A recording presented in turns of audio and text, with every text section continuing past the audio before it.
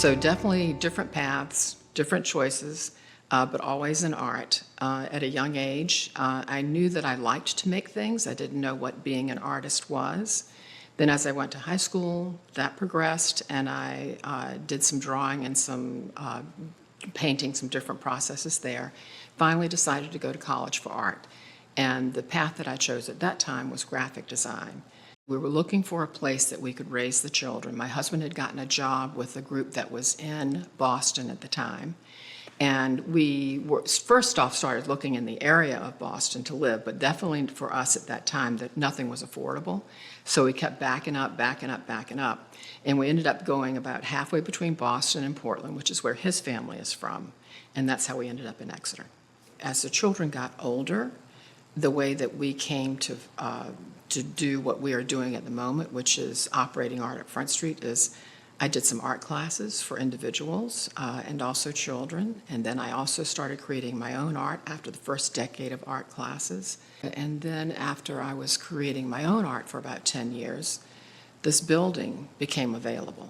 And the building was once owned by the Exeter Teen Center. They were in the process of making some decisions about their property and about what they wanted to end up with, so they decided to sell the property that they had. That has definitely become my studio, and it has also become the studio for four other artists right now. In the beginning, when we first got the building, it took a little bit of work and renovation and building out a bit. The community is very supportive, just in general, even the people that are not artists, very supportive. Everybody knows everybody.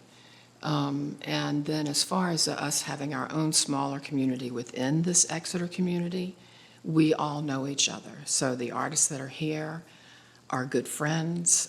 We have been to each other's houses at different times. We put on events together. So we basically we know each other very well.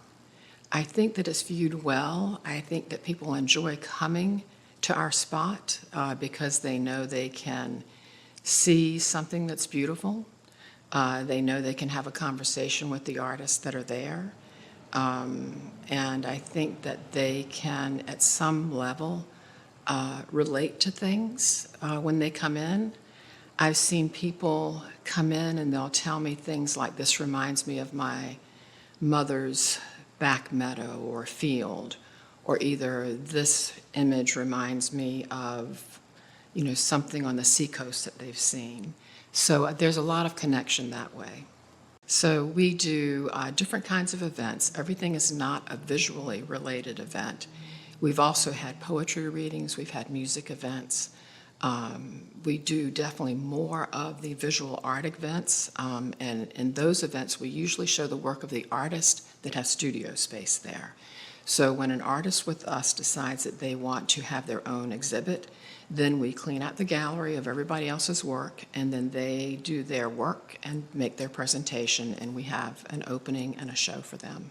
We feel like we are part of community, and we've heard other people tell us that they love that we have the space there because they feel like it pulls something into that section of town. So it's a good feeling to know that we're providing that. So we regularly do our open studios twice a year.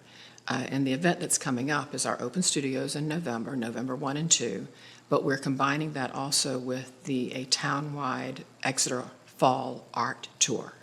So the Fall Art Tour is an event that has grown over the last few years, and currently we will have 15 locations and 15 stops that are involved in the process.